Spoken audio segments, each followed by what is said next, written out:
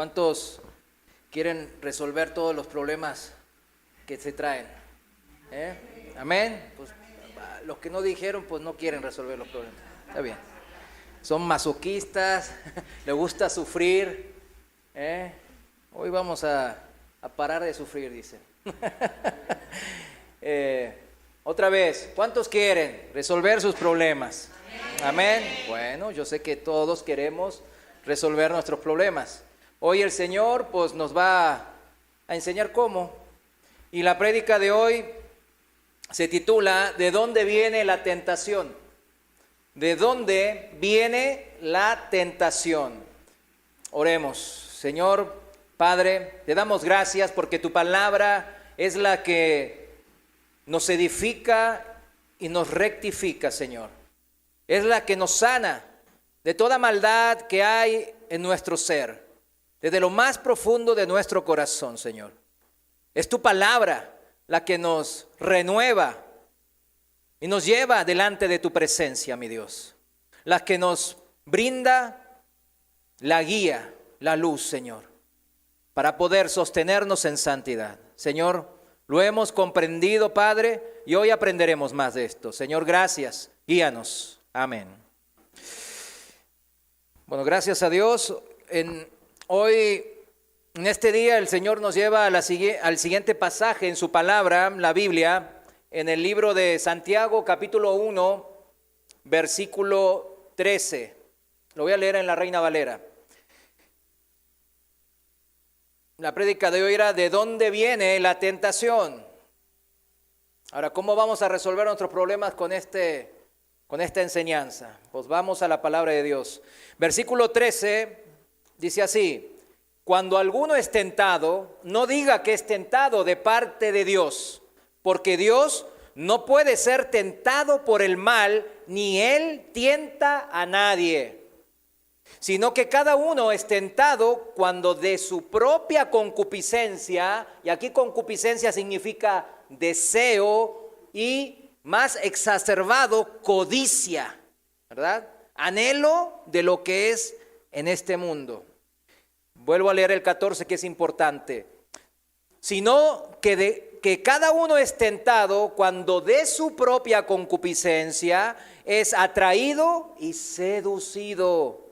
Entonces la concupiscencia, después que ha concebido, da a luz el pecado. Y el pecado, siendo consumado, da a luz la muerte. Esa es la cadena que lleva ¿a dónde, mis hermanos? A la muerte. Ahí no queremos estar. Y sigue la palabra de Dios, dice: amados hermanos míos. ¿Cuántos somos hermanos en Cristo? Amén. Amados hermanos míos, dice el Señor, no erréis. Primeramente, entonces, tenemos que definir la palabra o las palabras ser tentado, que significa es ser probados. Implica una prueba, implica un examen. Todos fuimos a la escuela o están yendo algunos a la escuela y todos saben lo que es una prueba, un examen. Los que ya pasamos la escuela, pues sabemos que las pruebas y los exámenes vienen en la vida también misma.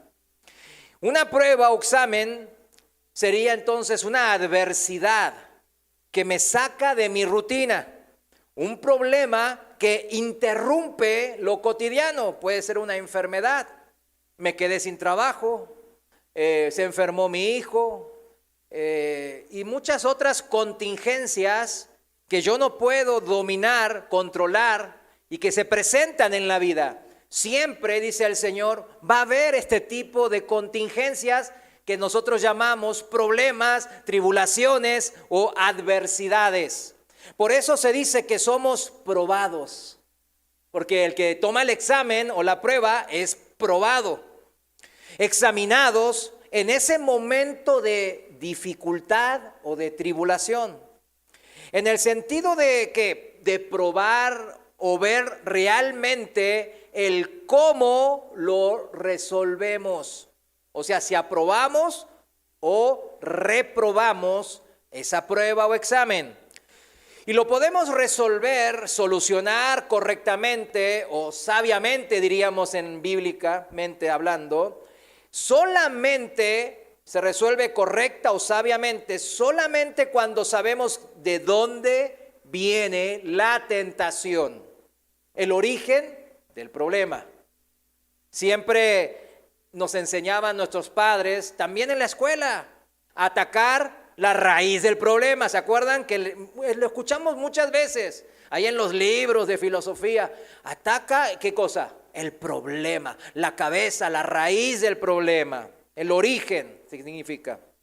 Porque si sabemos el origen de la tentación, tomaremos las medidas pertinentes, necesarias, ¿para qué? Para solucionar el problema de raíz, eliminarlo de raíz.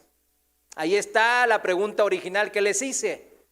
Vieron la cadenita, ¿no? La concupiscencia y después sigue, me dejo llevar por mis deseos, se consuma y se transforma en pecado. Y el pecado se consuma, se practica y se transforma ¿en qué? En muerte, muerte eternal. De ahí no volvemos, mis hermanos. Para definir entonces este tema, pues yo quiero ir despacio y definitivamente todos tenemos hormigas en nuestras casas, ¿verdad? Ahora que está lloviendo salen más hormigas, salen cucarachos, lo que sea en las casas. Ayer Angie me hizo un pancho ahí por una cucaracha, en su cuarto. Entonces ya le dije, no, ya no lo voy a matar, que ella lo resuelva, ¿no? Ya toca que cada uno resuelva su problema. Entonces, definitivamente todos tenemos pues alimañas, hormigas, en este caso en la casa. Entonces, ¿qué debo de hacer para resolver el problema? O a menos que quiera compartir mi comida diariamente con las hormigas, ¿verdad? ¿Verdad que no? Bueno, entonces debo de resolver y ir al origen, en dónde está el nido, las hormigas. Si me lo paso matando las hormigas que aparecen a mi mesa o en la cocina, el problema ahí va a seguir atacándome, ahí va a seguir estando, las hormigas ahí van a seguir viniendo. Más hormigas vendrán y más hasta destruir mi cocina y mi paz. El pasaje nos muestra claramente la importancia de esto, justamente, de saber en dónde está el origen, el nido del problema. Y la palabra de Dios nos dice ahora justamente en el libro de Santiago de dónde viene la tentación o el origen de nuestros problemas. Porque si no sabemos por dónde proviene la tentación, ciertamente vamos a caer en la práctica del pecado, según lo que leímos en Santiago.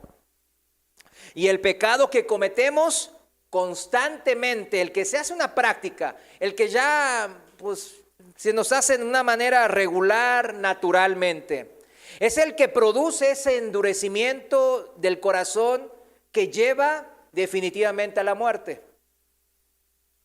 Todos sabemos que cuando los que trabajan en el campo, ahorita ya nosotros somos muy citadinos, pero yo conozco aquí a alguien que trabaja con herramientas y todo, y vemos sus manos que están ¿con qué? Con callosidad, con dureza. ¿Por qué? Pues de tanto golpearla, usarla, se pierde la sensibilidad. Acuérdese, la callosidad es buena porque esa persona necesita de esa callosidad para trabajar, porque imagínense si está bien sensible todo el tiempo, entonces le va a doler. Pero en cambio con la callosidad, un clavo le pica o algo, pues ya no duele tanto, se pierde esa sensibilidad. Pero es lo mismo la analogía con las cosas espirituales. En lo espiritual, las consecuencias de ese callo o ese endurecimiento produce consecuencias eternas. Siempre lo espiritual tiene consecuencias eternas. ¿Qué significa eso? La segunda muerte, el ser quemados en el fuego del castigo eterno. Esa es la consecuencia que acabamos de leer. De esa muerte, claramente nos está hablando el apóstol Santiago en el versículo 15 que leímos.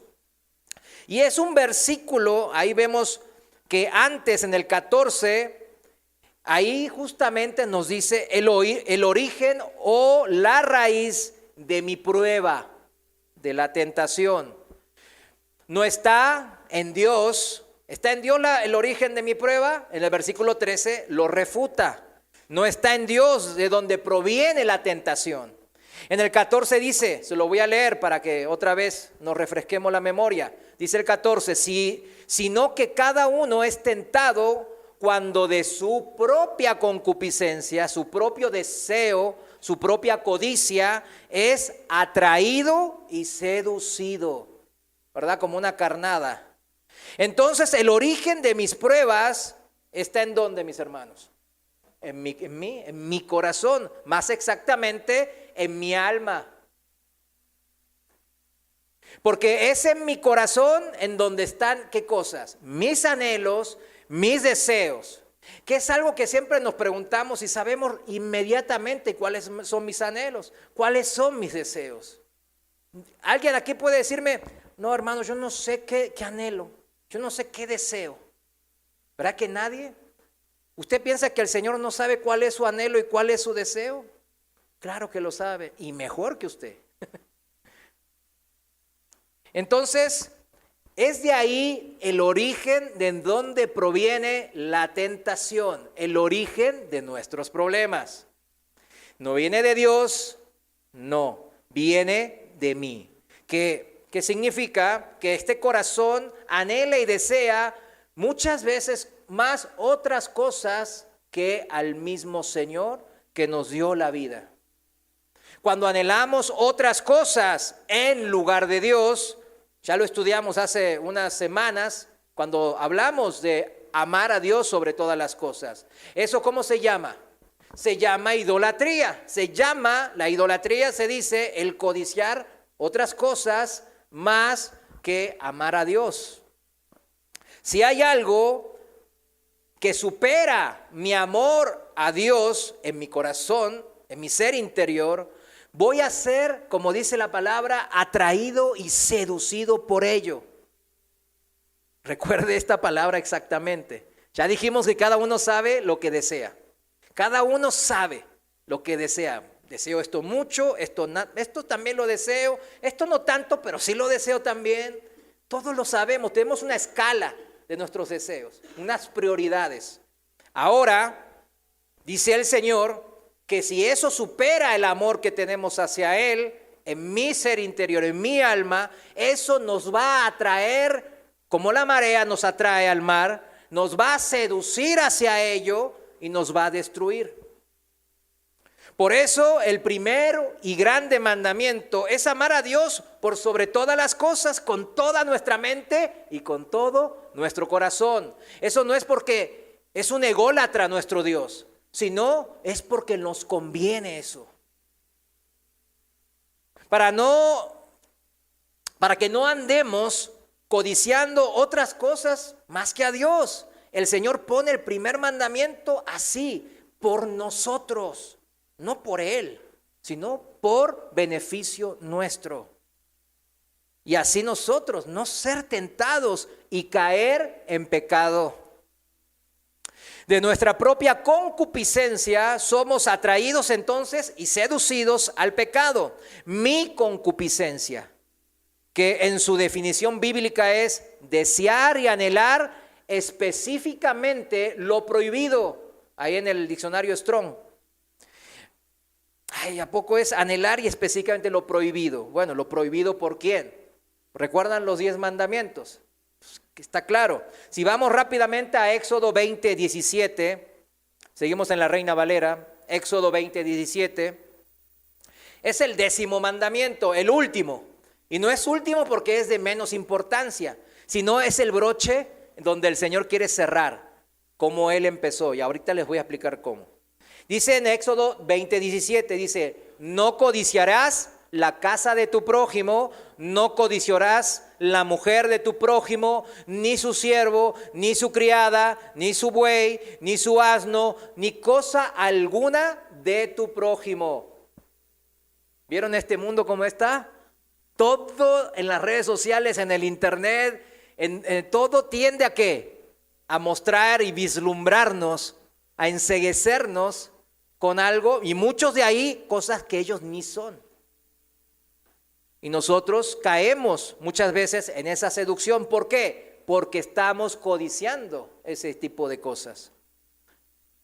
Por eso los 10 mandamientos justamente comienzan diciéndonos, el primer mandamiento que dice, exactamente está en el versículo 3, ahí en Éxodo 20, y dice, no tendrás dioses ajenos delante de mí. ¿Qué significa? Dame el primer lugar a mí. Yo soy tu Dios, tu creador, el creador de todo. Me tienes que dar el primer lugar. ¿Por qué? Porque yo te amo. Y es lo que te conviene. Está diciéndonos el Señor en el primer mandamiento, no ames nada más que a mí, tu Dios. Porque lo que ames más que a mí, tu Dios, vas a codiciar. Y la tentación, el problema, vendrá por ello. ¿Se vieron la relación? Ya a algunos les cayó el 20. Ay, con razón tengo tantos problemas. Luego el Señor nos golpea ahí, a donde debe, y nos rectifica. ¿Se dan cuenta cómo el Señor empieza con él y después dice, no soy yo? El 10º mandamiento, ¿cuál es? Entonces seguramente salgo de este mundo. Estás amando. Ahí con la palabra codiciar es amar las cosas de este mundo más que a Dios. ¿Se dan cuenta cómo el primer y 10º mandamiento empieza y cierra en lo mismo? Redunda en lo mismo. Por eso dice Pablo en Romanos 7:7 que de no haber sido por la ley, los 10 mandamientos, dice Pablo que yo no hubiera conocido el pecado. ¿Por qué? Por justamente lo que acabamos de mencionar. Justamente nos dice, si no me amas a mí por sobre todo, vas a codiciar otras cosas y eso va a ser tu piedra de tropiezo. Eso va a ser la concupiscencia por la cual vas a tropezar, a caer. Te va a generar problema. ¿Se vuelve problema cuando tropiezo? Si paso el examen, ¿es problema? No es problema. El problema es que tropezamos, caemos. Ahí se vuelve problema. La ley, dice la palabra, que es buena justamente por ello, porque nos señala esto. Nos ayuda a comprender, a conocer por dónde viene el pecado. Viene de lo que yo deseo, de lo que yo anhelo más que a Dios. Eso es la concupiscencia, que en la ley se llama codicia. El Señor Jesús lo dijo en Mateo 15.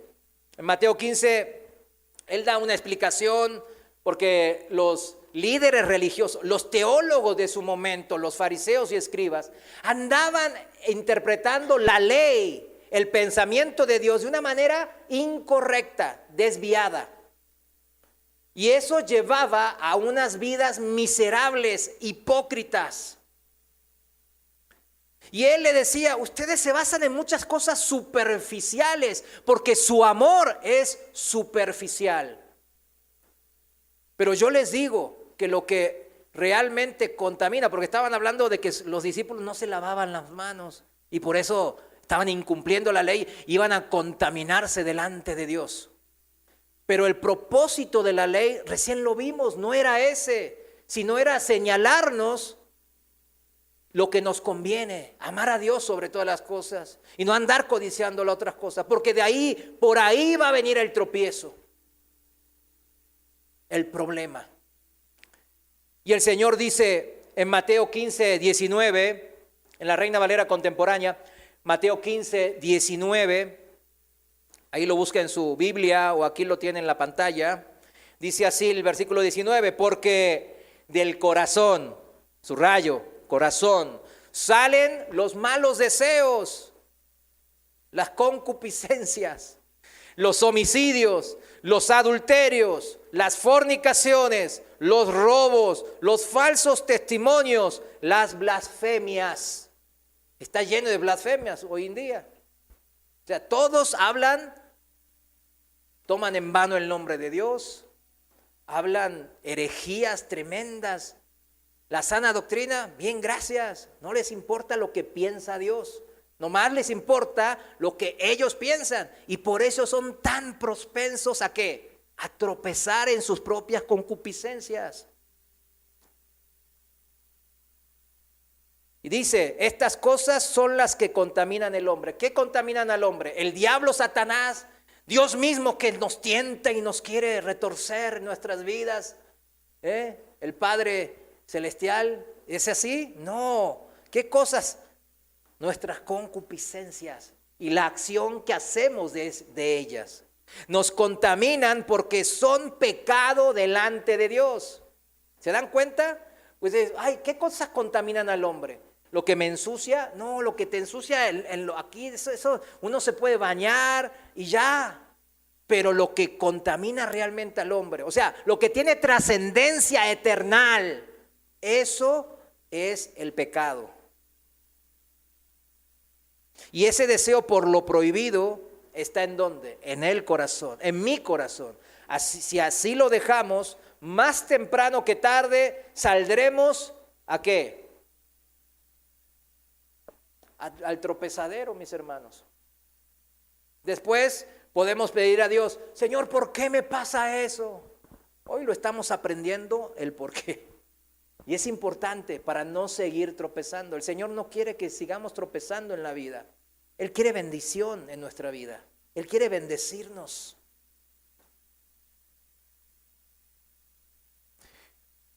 Porque esa concupiscencia que se traduce en malos deseos o anhelos prohibidos, si los dejamos ahí en nuestros corazones, ¿usted cree que desaparecerán o se afirmarán?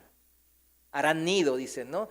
Pues no se quedarán ahí tranquilitos sin hacer nada, quietecitos, esas concupiscencias, mis hermanos, no.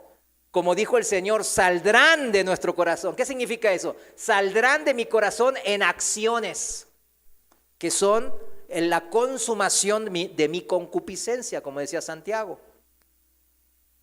Y se manifestarán en pecado. Por eso empieza a citar aquí el mismo Señor Jesús, homicidios, adulterios, fornicaciones, toda inmoralidad sexual, mis hermanos, robos, falsos testimonios, calumnias y mentiras, blasfemias. Entonces, no vienen las tentaciones de Dios. En el versículo Santiago 1:13, no vienen de Dios y tampoco vienen, ¿en dónde? Del diablo. Así que dejemos de echarle la culpa tanto a Dios por nuestros fracasos y tropiezos y no ser bienaventurados. Dice Santiago 1, vayamos de vuelta al libro de Santiago capítulo 1 versículo 17 en la Reina Valera. Este es el corazón de nuestro Dios, versículo 17.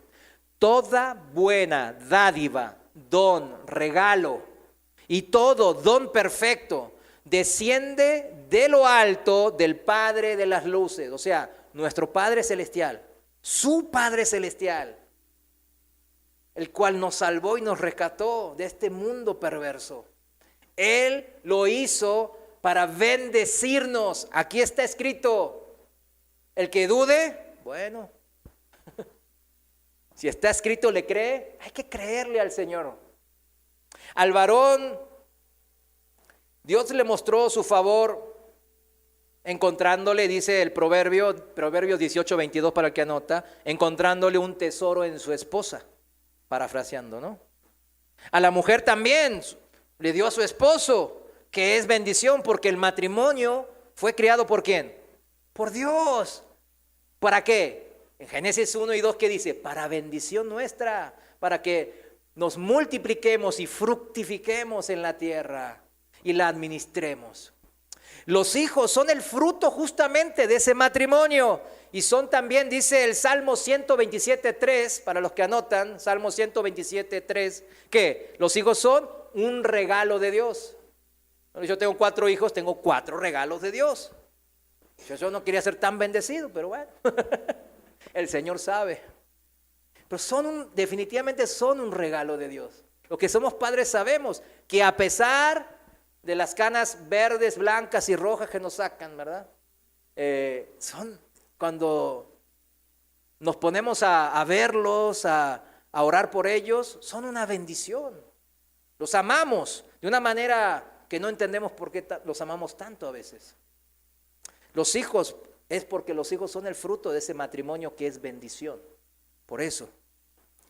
El trabajo, mis hermanos, es una bendición de Dios también. Algunos dirán, no, hermano, ¿qué cree? Es una bendición de Dios. Ahora, ¿la prosperidad material será una bendición de Dios? El ser rico, millonario, muy próspero en lo material. Sí, la respuesta es sí. Pero fíjense bien, en cada una de estas bendiciones, el esposo le regaló a su esposa, a la esposa le regaló su esposo, ese es el matrimonio que es bendición, le regalaron sus hijos, el fruto, eso es bendición, dice la palabra de Dios. Todo es bendición, el trabajo es bendición, por eso dice que se esfuercen, que trabajen como para el Señor, ¿verdad? Que el que no trabaja no coma, o sea, el trabajo es bendición. Y entonces el fruto del trabajo, que es digamos el dinero en esta época, ¿no? Es una bendición de Dios, claro que sí, pero fíjense bien en todos estos, ¿de qué depende de que sea bendición? Depende del corazón, volvemos a lo mismo. Donde cae esa bendición puede ser usado para bien o para mal. De ahí que si uno tiene un corazón lleno de codicia, pues será para mal. Y el pecado le producirá muerte si así lo deja. Pero si es con todas las dádivas de Dios, siendo ese corazón agradecido al Señor, con contentamiento. La palabra dice que tengamos contentamiento y es ahí en donde uno empieza a disfrutar de esas bendiciones. Aún en la escasez, la circunstancia tiene que cambiar mi perspectiva de si es o no bendición. Claro que no. Así como Dios, nosotros en nuestra obediencia y en nuestra rebeldía, Él murió por nosotros. No dijo, no, pues si se portan mal, yo no voy a morir en esa cruz por ustedes. No, no fue condicional, fue un amor ágape, incondicional. Nosotros debemos de entender que todas esas bendiciones se transforman en nuestra vida diaria, en una bendición. O sea, generan frutos cuando nosotros tenemos un corazón, tierra buena en nuestro corazón, para que eso fructifique. Fíjese que es tan fácil este tema de hablarlo y que uno diga, pues sí, claro, es hasta sentido común se nos hace. Pero si empezamos a arrugar en nuestras vidas y en nuestro corazón, no es tan así, mis hermanos. No es tan así. Si volvemos al ejemplo, vemos que dijimos que la mujer, la esposa era un regalo de Dios, el tesoro que Dios le dio a los hombres. Varones, ¿cuánto decimos amén? ¿Amén? Pues amén, ¿no? No, muchos amén. Ya resuélvanlo ustedes. Pero fíjense bien, cómo se disfruta ahora esa bendición. Porque es una bendición, ciertamente es una bendición. Ahora, ¿cómo se disfruta? Por ejemplo, con la mujer, Proverbios 19:14 dice, mujer prudente, herencia del Señor. Entonces, habla de que la mujer tiene que tener ese corazón prudente.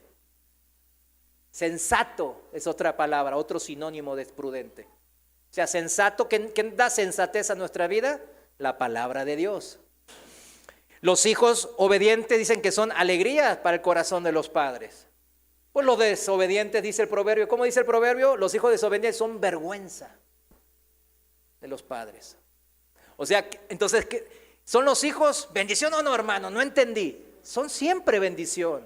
El problema uno es disfrutar de esa bendición. ¿Quiere disfrutar de esa bendición? Hijos, ¿quieren disfrutar de la bendición? Sean obedientes a sus padres. Y no es condicional. No, si mi padre me da dinero el domingo, me da más domingos, si no, no. Si mi padre, pues, no me deja ni salir a la esquina, no, entonces no.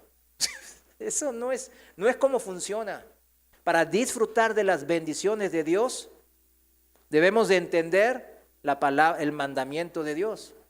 El mandamiento nos dice bien claro, ¿quieres disfrutar, hijos, la bendición de ser hijo en tu casa? Sé obediente. Confía en el Señor. Ya si no, ve y pídele la garantía. No, Señor, aquí tú lo escribiste y no me siento tan bendecido y fui obediente 3 años. Y antes que se caduque la garantía te reclamo, Señor. No es así, le puedes reclamar. El don, el regalo es bueno. Quiero dejar esto bien claro, mis hermanos. Yo creo que aquí ya lo entendimos, ¿no? El don, el regalo de Dios, la dádiva del Señor es bueno siempre, pero ya depende del corazón de cada uno de nosotros, nuestras concupiscencias, de cómo estamos, en qué deseos andamos, de cada quien, para poder aprovechar, disfrutar esa bendición. Por eso repito, no le echemos la culpa a Dios. Pero también, mis hermanos, no le echemos la culpa al diablo de todo lo que nos pasa. Es el diablo, es Satanás, vamos a atar al diablo porque ya me tiene cansado. El diablo ciertamente quiere destruirnos. Y el que no lo sabe, pues ya lo sabe. Está claro que él busca el mal en nuestras vidas, en nuestras familias. Él quiere dividir. El diablo siempre cuando usted vaya a un lugar, a una congregación, a una familia, a una reunión y alguien busca división, no trate de averiguar cuál es la causa de esa división, cuál es la raíz del que el hermano está causando división en la congregación. Ese hermano no está en la voluntad del Señor porque causa división. ¿Sí entiende? La división no viene de Dios nunca, no importa la causa. Lo mismo con el hijo, no importa si el papá es así mal, no me enseñó bien, me da domingos o no, no importa, hay que ser obedientes.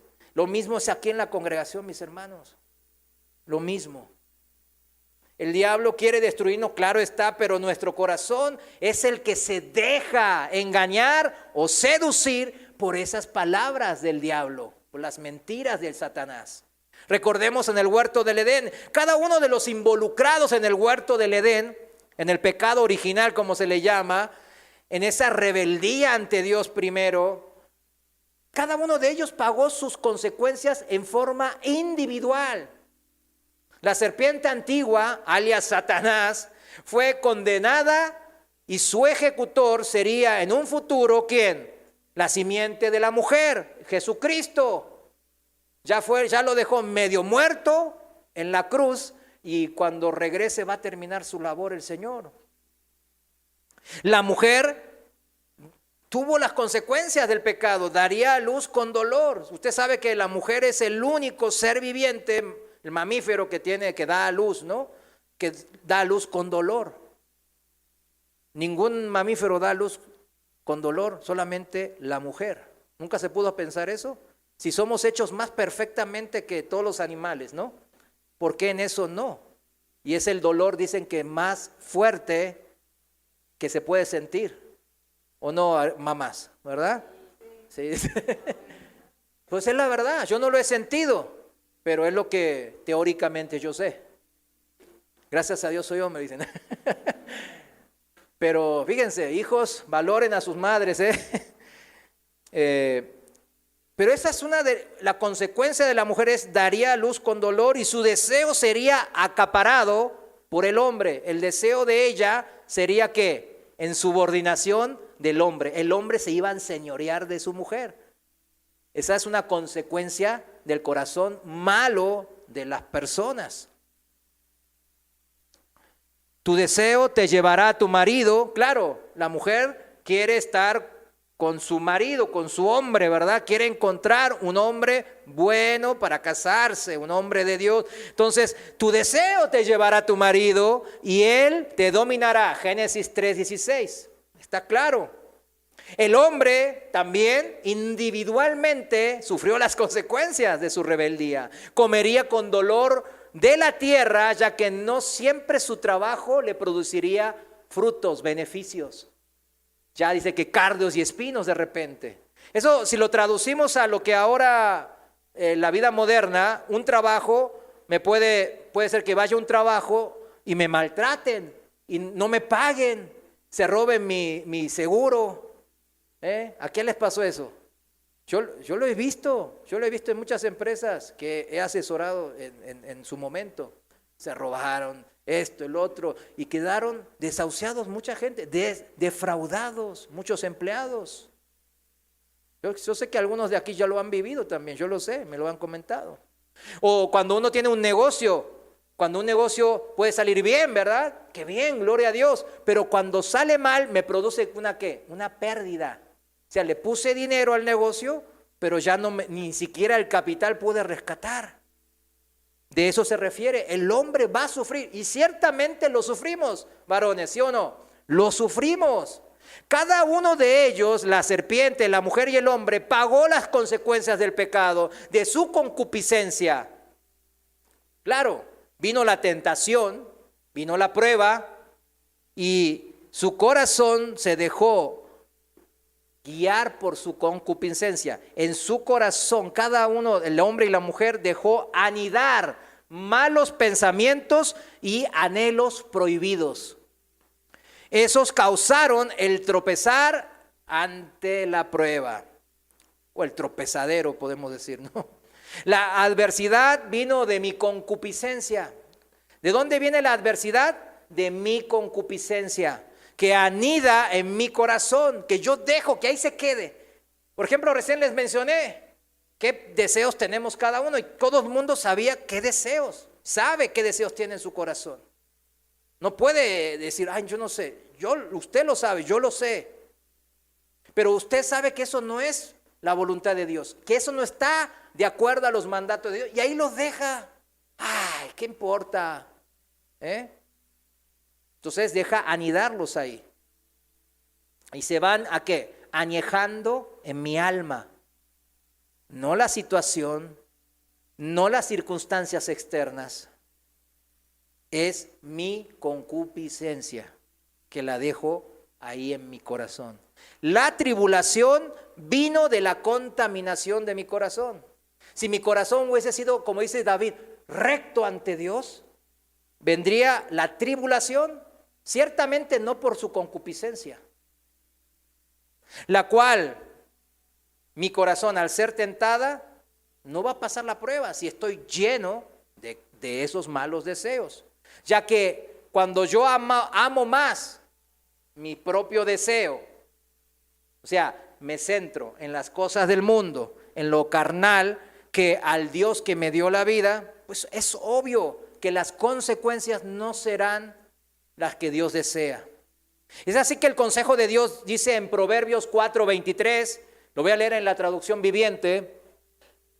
Proverbios 4:23 dice en la traducción viviente: sobre todas las cosas cuida tu corazón, porque el corazón, determina ¿qué cosa? El rumbo de tu vida, dice esta traducción. Me gustó como dice. ¿Qué cosa determina el rumbo de mi vida? ¿Qué cosa? Mi corazón. Por lo que ya aprendimos en Santiago. Y también nos dice cómo cuidar o guardar, como dice en la Reina Valera, guardar nuestro corazón. Vamos unos versículos atrás, en el versículo 20, ahí mismo dice: hijo mío, nos habla a los hijos, presta atención a lo que te digo. Escucha atentamente mis palabras, no las pierdas de vista, déjalas llegar hasta lo profundo de tu corazón. Ay, ¿cuánto habrá de la superficie de mi corazón a lo profundo de mi corazón? En algunos hermanos está bien profundo eso, ni se ve. Hay eco. ¿Por qué? Porque se cierran y no dejan pasar la palabra de Dios. Entonces no hay transformación. Por eso el Señor nos mostraba la semana pasada lo fundamental que es escuchar, ¿qué cosa? La sana doctrina. ¿Recuerdan qué es la sana doctrina? Sana doctrina es ser incorrupto, ser fiel en la doctrina, sin corrupción, sin agregarle corrupción, o sea, cosas mías. ¿Para qué? Para tener yo una salud espiritual en Cristo. ¿Cómo vamos a decirle? El eslogan de esta enseñanza sería, de la de hoy sería: corazón sano, vida contenta. Él es el eslogan, si quiere ponerlo así. Les repito una vez más, para que esto no tenga lugar a duda, porque el que duda, ahí empieza a sembrar el diablo división de la palabra de Dios. Les repito, la adversidad vino de mi concupiscencia que anidó en mi corazón, mis hermanos. La tribulación, el problema, viene de la contaminación de mi corazón, la cual, al ser tentada, no va a pasar la prueba porque ya está muy contaminada. Poniéndolo de otra manera, en una forma propositiva, vamos a ponerlo así. Si yo controlo por medio de mi fe, o sea, con el poder del Señor, el deseo desviado de la voluntad de Dios que sale de mi corazón que está contaminado, enfermo, si yo lo controlo, pues voy a poder hacer que ese problema, que esa adversidad, esa tribulación ya no sea problema, ya no sea tribulación y ya no sea adversidad. Si tengo mi propia concupiscencia bajo el dominio del mandato de Dios. ¿Cómo puedo estar bajo el dominio del mandato de Dios? Por fe. No me puedo agarrar ahí porque yo soy bueno, o porque yo le hago, porque yo sé mucho de Biblia. Nunca me voy a poder agarrar así del mandato de Dios. ¿Cuál era el mandato de Dios? Amarás a tu Dios sobre todas las cosas, el primero, ¿no? Entonces, ¿cómo me voy a agarrar a eso? Por fe. Ya lo vimos, el que no se acuerda, pues vaya 2 semanas atrás y repáselo, o 3. Si tengo mi propia concupiscencia bajo el dominio del mandato de Dios, entonces toda situación, toda circunstancia que el mundo me llama negativa, problemática, adversa, pues ya no va a ser negativa, ni problemática, ni adversa, ya que no hay malos deseos o codicia por mi parte. Ya no estoy anhelando las cosas del mundo y eso va a evitarme el desviarme del amor de Cristo. Y al contrario, todo eso me va a ser de gran beneficio, ya que desarrollará mi constancia ¿en qué? En refugiarme siempre en el Señor. Eso es fe. Siempre al problema o a la situación cambiante en mi vida, yo tengo que volver a refugiarme inmediatamente ¿en quién? En Cristo. Eso es fe. Volvamos al pasaje principal de hoy, en el Santiago capítulo 1, para entenderlo mejor. Vamos a leer desde el versículo 2, para tener un panorama más exacto. Vamos a leer el contexto previo. Dice en Santiago capítulo 1, versículo 2, en la Reina Valera, dice así: hermanos míos, tened por sumo gozo cuando os halléis en diversas pruebas. A ver. ¿Vieron que dice aquí la palabra?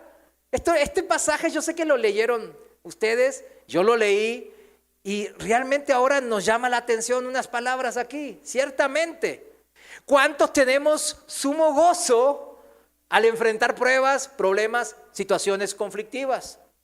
Sumo gozo, suma alegría. ¿Verdad que es difícil eso? ¿Verdad que apenas viene un problema y ya bien sale nuestra carne? Eso es... Mire, sumo gozo es ser muy felices o tener mucha alegría. O sea, ¿se da cuenta lo que está escrito aquí en la palabra de Dios? En serio, ¿cuántos nos sentimos muy felices cuando vivimos una experiencia del mal, como se traduce lo que es tentación o prueba? Una experiencia del mal se traduce. ¿Cuántos sentimos muy felices por vivir esa experiencia del mal? ¿Verdad que nadie? Está difícil, ¿no? ¿Cómo nos confronta esto, no? ¿Cuántos consideramos como un tiempo de gozo, de alegrarnos mucho por enfrentar ese problema? Señor, gracias porque me enfermé otra vez.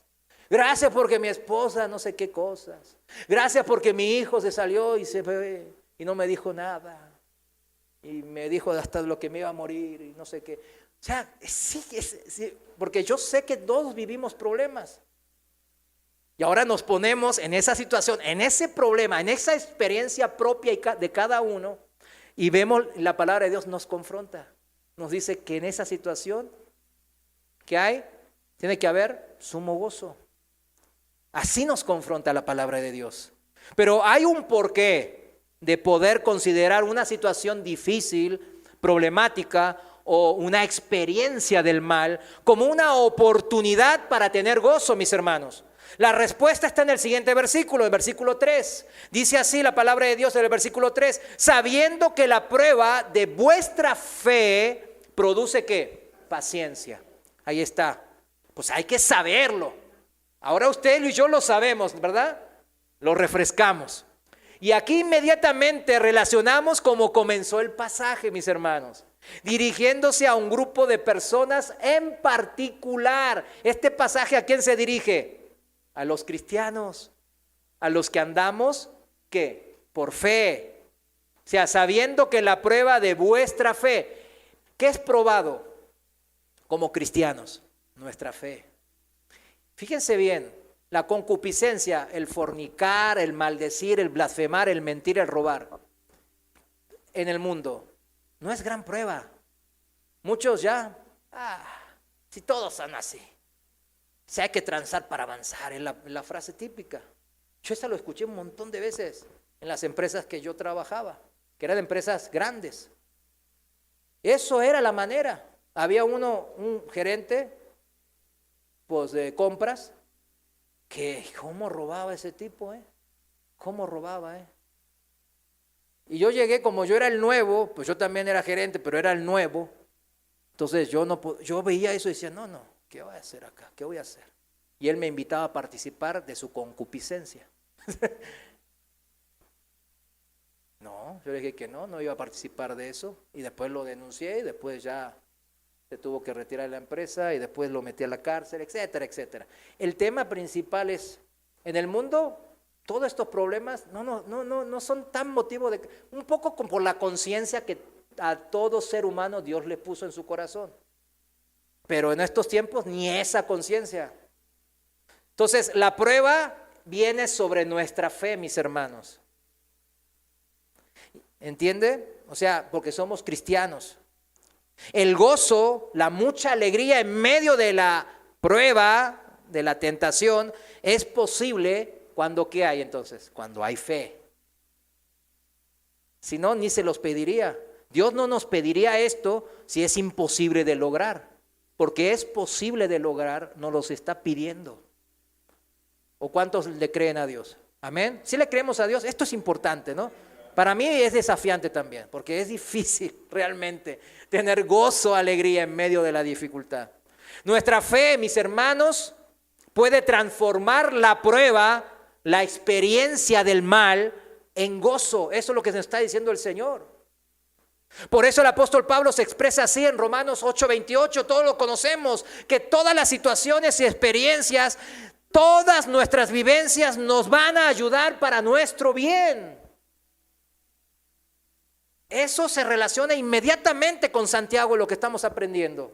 A los que amamos a Dios, dice, a los que aman a Dios, o sea, a los que tenemos fe, a los que hemos conocido el amor de Dios. Eso es lo que significa. Por eso podemos, ¿qué dijimos? Devolver ese amor. Por eso dice, a los que amamos a Dios, todas las cosas nos ayudan para bien.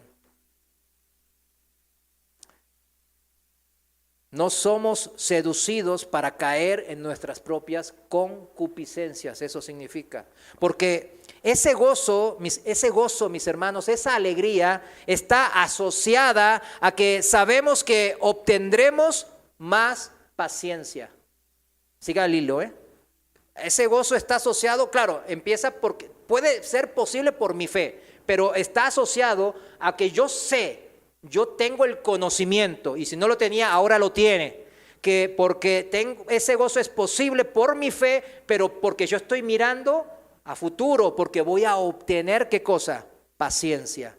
Hay un premio de paciencia que me va a llenar de gozo en mi fe.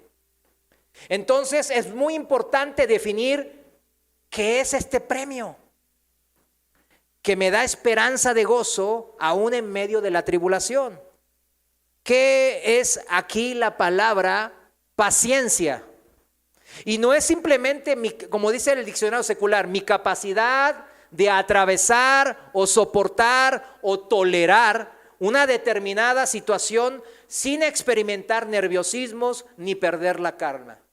Eso es paciencia en términos normal, ¿no? O sea, veo una situación difícil, estresante, como decimos en estos tiempos, y yo puedo soportar, tolerarlo, sin ponerme nervioso, iracundo, ni perder la calma. Eso es lo básico, ¿no?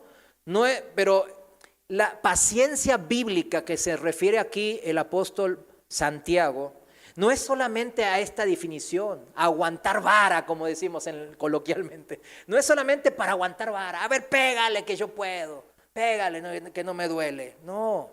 Paciencia en el griego koiné, que es hupomone,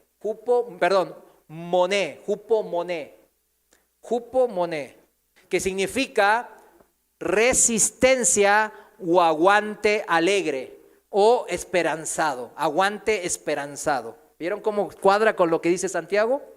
Habla de perseverancia, de ser perseverante, yo. Y aquí paciencia, entonces, en una sola palabra lo voy a resumir, se refiere específicamente a ser constantes. Eso significa paciencia. ¿Ser qué cosa? Constantes. Tiene un trasfondo mucho más profundo que la mera definición secular de paciencia, si se fijan. Porque si buscamos el origen etimológico en la palabra griega, significa así, quedarse bajo o quedarse detrás. La palabra paciencia. Quedarse bajo, quedarse o detrás. Como aquel niño que ante una amenaza se esconde bajo el brazo de su padre o detrás de la falda de la madre. Eso se refiere. Aquí paciencia significa el permanecer bajo la sombra ¿de quién? Del Omnipotente. Salmo 91 para el que no lo sabe. Y si no lo sabe, póngase a leer la Biblia. Significa aquí paciencia es que quedarse bajo la sombra de sus alas. Salmo 17:8, bajo la sombra de sus alas. Es la única manera, cuando yo digo, ay, bajo la sombra de sus alas del Omnipotente, es la única manera de sobreponerme o de superar todo tipo de prueba de tribulación, todo tipo de tristeza. Yo, bajo sus alas, voy a superar eso. Y de una manera constante yo me voy bajo las alas del Señor. Yo voy bajo la sombra. ¿De quién? Del Omnipotente. Constantemente.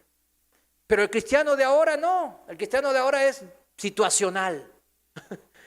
Si las circunstancias se dan y estoy en un ambiente bien, pues sí, viene algo y, ay, Señora, si no se dan, pues ni modo, hay que transar para avanzar, como en el mundo lo ofrecen. Así no es, hermanos.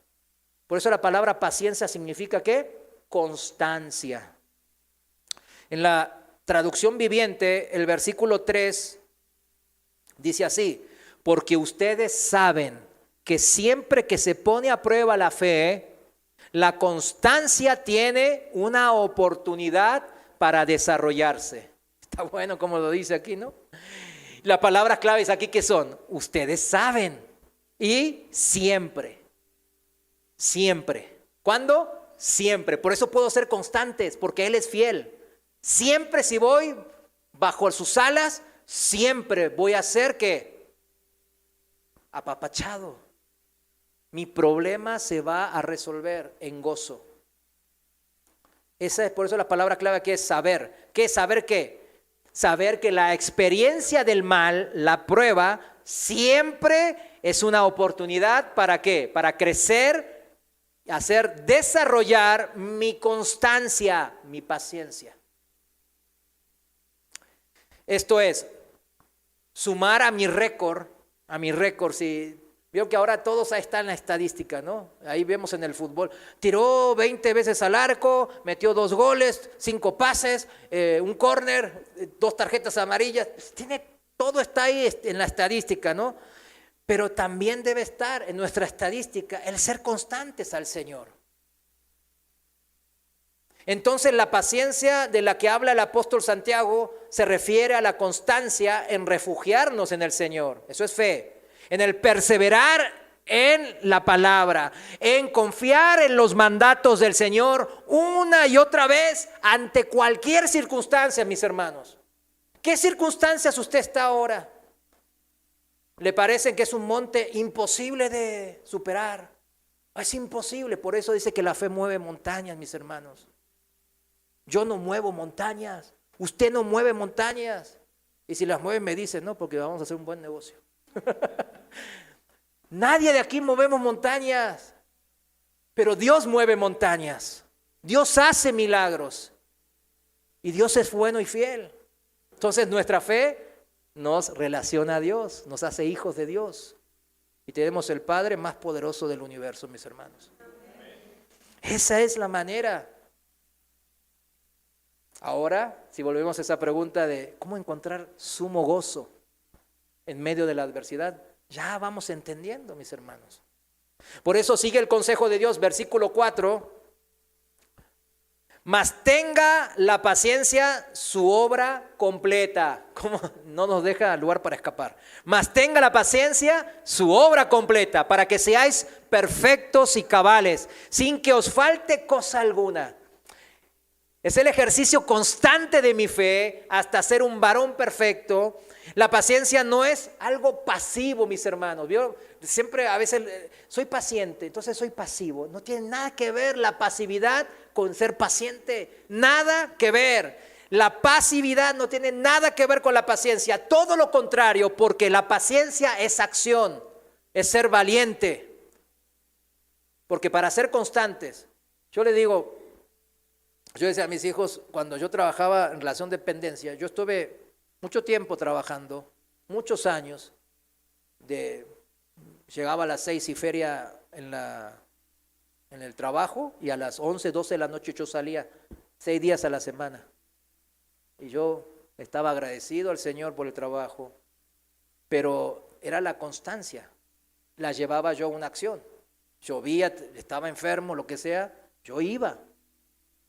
Y no es que me quiera colgar cosas, sino que lo estoy relacionando con las cosas del mundo o mundanas o lo que uno vive en esta vida. Debemos de entender que la paciencia no tiene nada que ver con el ser pasivos, con el ser dejados. Ay, no, eso no es nada que ver. Es el perseverar hasta el fin el que me hace constante, mis hermanos.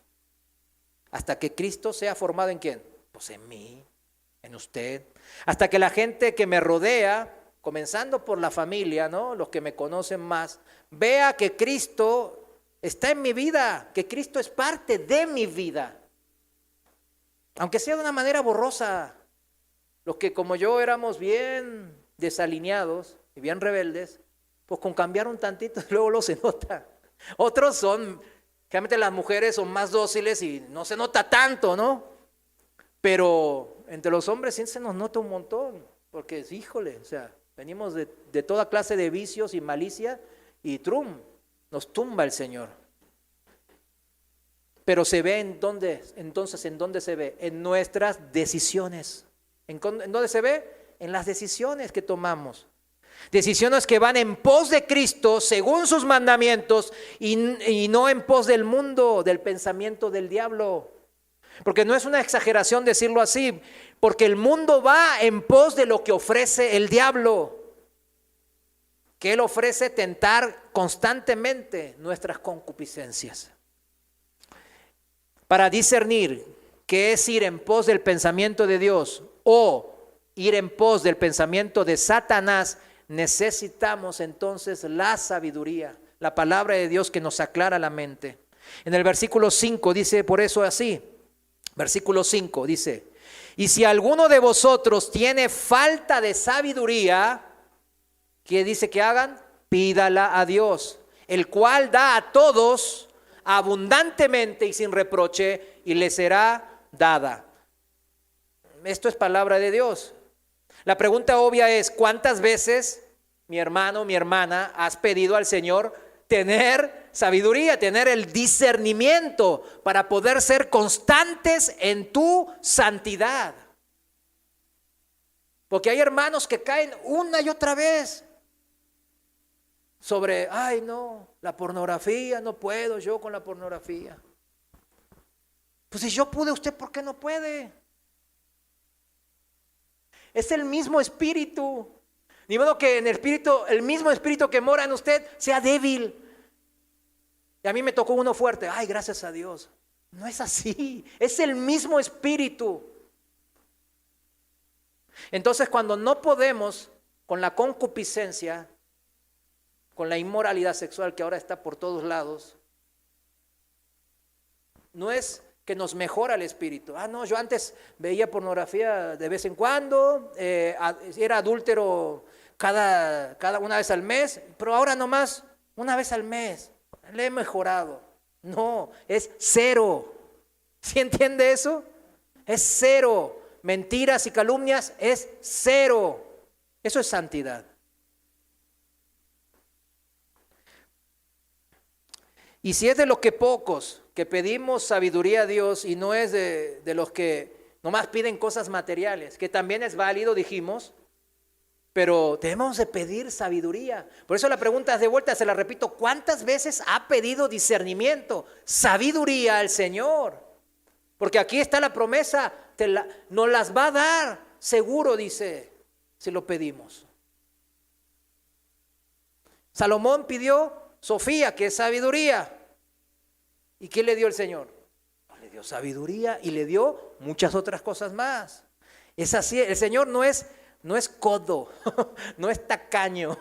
A ver cuánto le doy, híjole, ya ve la cartera y dice, híjole, ya tengo muchos hijos, tengo millones de hijos, ya se me va el dinero. No es así.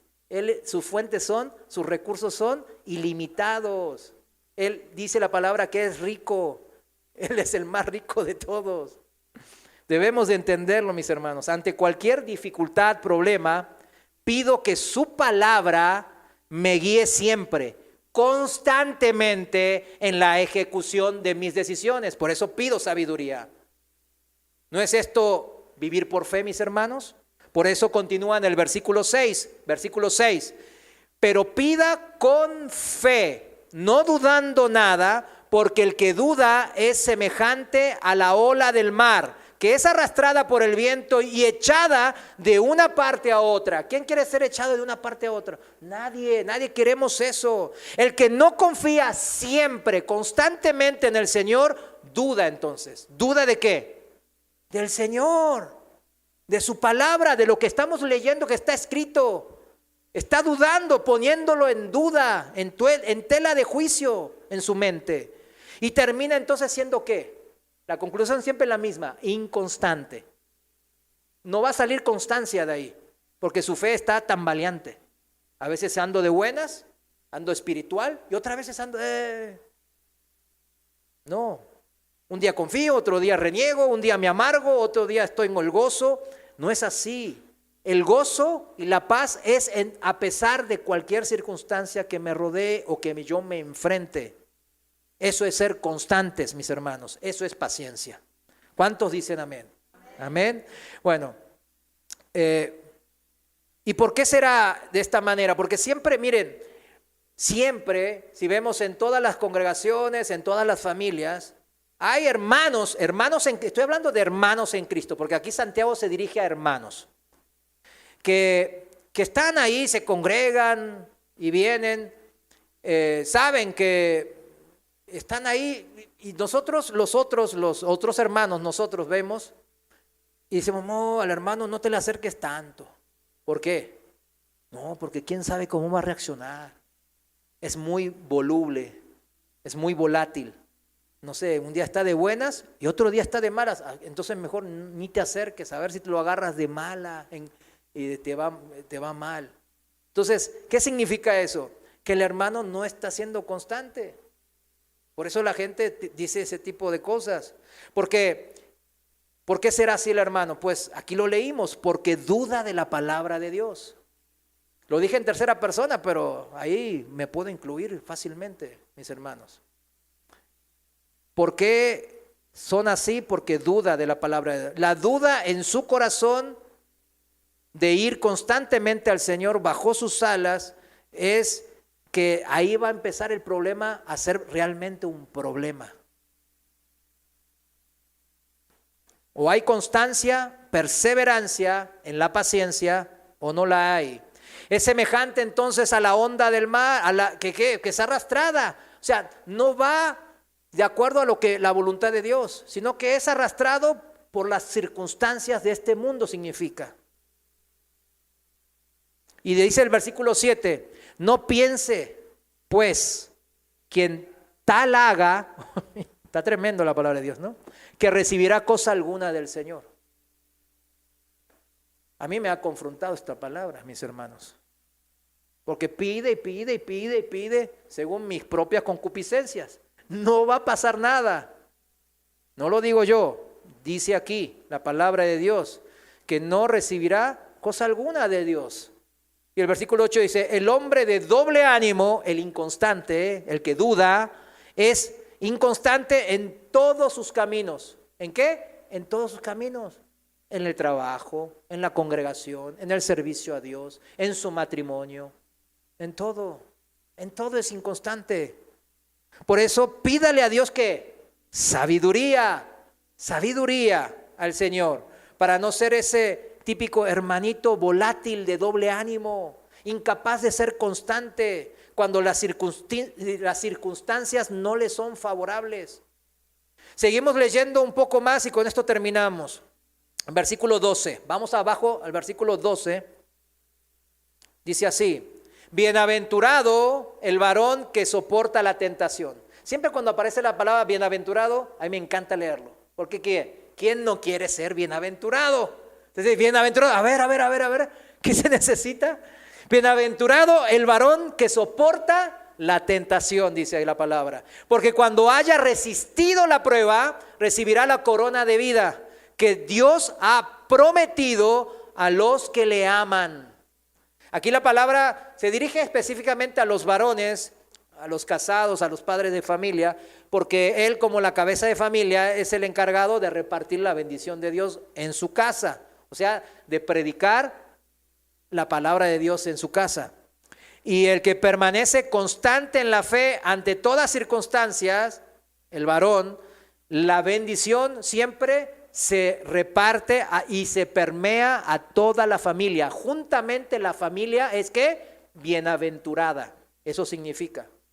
Si se dan cuenta, si ven así los que andamos mucho tiempo así viendo en las congregaciones, siempre, yo la verdad no he encontrado una familia en donde la mujer es bien firme en el Señor, el varón va y viene y no he encontrado, wow, que apliquen las bendiciones de Dios como dice aquí la palabra.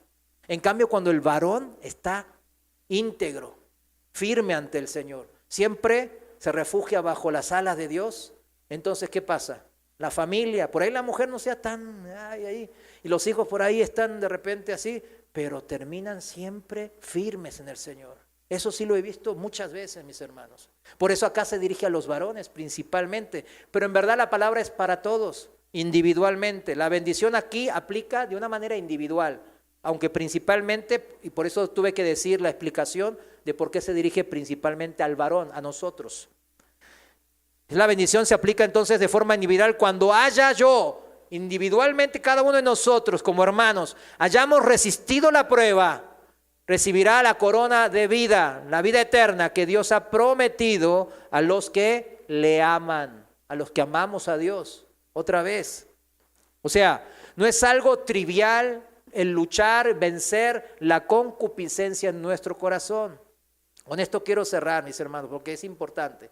La concupiscencia, ¿qué es la concupiscencia? No sé, es el deseo malo, el deseo que va por las cosas que Dios dice que no, que prohíbe en sus mandamientos, en lo que dice Él que no nos conviene. Es eso la concupiscencia, el desear, codiciar más las cosas, otras cosas, lo que sea, pueden ser hasta los hijos, hasta la esposa, más que a quién, que a Dios. Y así dice el versículo 13. Cuando alguno es tentado, no diga que es tentado de parte de Dios, porque Dios no puede ser tentado por el mal, ni Él tienta a nadie, sino que cada uno es tentado cuando de su propia concupiscencia es atraído y seducido. Entonces, la concupiscencia, después que ha concebido, o sea, que se materializa, da a luz, ¿qué cosa? Al pecado, la fornicación, el adulterio, la mentira, el robo, el homicidio. Siendo el pecado consumado, da a luz ¿a qué? A la muerte. Amados hermanos míos, no erréis. Y aquí la palabra erréis, errar, viene del griego andar vagando. Otra vez, lo contrario de ser constantes. El que anda vagando es el que anda sin rumbo, sin un norte. Y una vez lo vemos que anda aquí, otra vez lo vemos que anda allá, en esta congregación, en otra congregación, en aquí por acá. Es eso, dice que no erréis, no anden vagando, dice, no dejes, y también significa no dejarse engañar. ¿En dónde? En nuestro corazón, mis hermanos. No te descarríes, es otra palabra que significa no erréis, descarriar. ¿Por qué? Descarriarme, ¿por qué? Por mis concupiscencias, mis malos deseos. ¿De qué? De mi corazón. No se dejen seducir por sus codicias, porque si así lo hacen, les repito el versículo 15 en la traducción viviente, dice, de esos deseos nacen los actos pecaminosos, y el pecado, cuando se deja crecer, ¿qué da? Da a luz a la muerte. Eso es la cadena que vimos al principio, mis hermanos. Regresando a la Reina Valera, en el versículo 17, voy a leer hasta el 18 y con eso cerramos. Fíjense cómo dicen estos dos últimos versículos. Miren, 17. Toda buena dádiva y todo don perfecto desciende de lo alto, del Padre de las luces, en el cual no hay mudanza, no hay varianza, ni sombra de variación. Él, Dios, de su voluntad, nos hizo nacer por la palabra de verdad para que seamos primicias de sus criaturas. Él nos hizo nacer a una ¿qué? A una vida mejorada, a una vida diferente. No, nos hizo nacer a una vida totalmente nueva, a una vida nueva en Cristo, a una regeneración total en Cristo. Una vida con la cual, ahora sí, si nos parecemos a nuestro Padre espiritual, porque estamos ya vivos en el Espíritu, ¿qué pasa? Entonces nosotros también debemos de ser constantes, no debe de haber mudanza ni sombra de variación en nuestras vidas. Cambiar y cambiar. No debemos de ser volubles. ¿Qué es voluble? Una persona que tiende a modificar de manera rápida o fácil una manera de comportarse o de expresarse. Fácil, aquí andaba, ay, bien, aquí en la congregación, ay, Señor, te alabo, te adoro, y después sale allá y, ay, que la que no sé qué, que la CH y no sé cuántos. O sea, ¿qué onda? Una persona totalmente hipócrita y voluble. ¿A eso nos llamó el Señor? Dice el Señor, aquí no. Por eso en el 17 y 18 Él cierra bien claro, yo no tengo varianza, yo no mudo, no me cambio, yo soy siempre el mismo ayer, hoy y para siempre. En mí van a encontrar amor y fidelidad eternas. La conclusión, la tentación viene de donde yo pongo mi corazón. Esa es la definición de la palabra concupiscencia, epitsumeo, que significa poner el corazón sobre. Eso significa concupiscencia. ¿En dónde pone usted su corazón?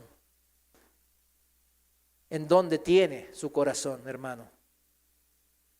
Póngase de pie. Yo les voy a citar, cierre sus ojos, les voy a citar el Salmo de David. Esta es una oración de David en el Salmo 17. Y fíjense cómo dice en el versículo 7, 17:7.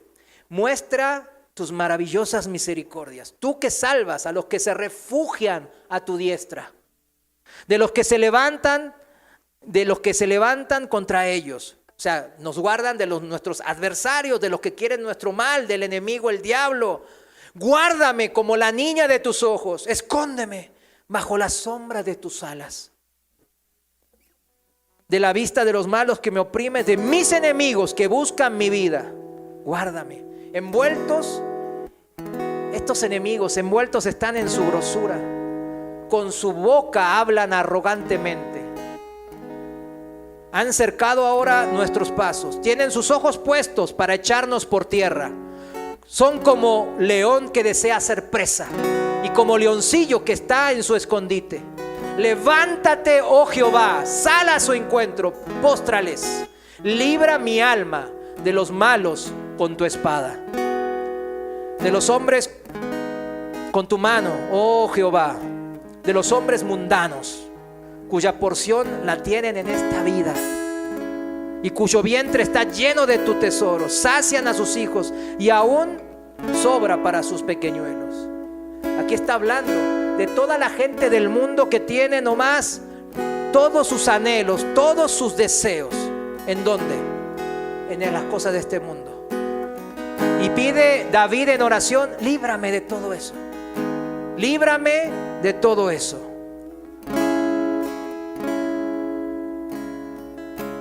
¿Te basta, mi amado hermano, el contemplar el rostro de Dios? ¿Estás satisfecho con ver la justicia de Dios en tu vida? Eres como David, que siempre pide al Señor ante la adversidad. Señor, te damos gracias porque hoy nos has confrontado y nos has rectificado. En tu palabra somos libres. Encontramos paz y gozo a pesar de cualquier dificultad y adversidad que esta vida pueda presentar, porque tú eres más grande que cualquier problema, que cualquier tribulación. En tu amor, Padre, sentimos gozo eterno y podemos contestar ante la adversidad con sumo gozo. Señor, ayúdanos contra nuestras concupiscencias, contra nuestros deseos malos que se desvían. Te lo pedimos, Señor, en el nombre de Jesús. Amén. Vamos a darle un aplauso al Señor.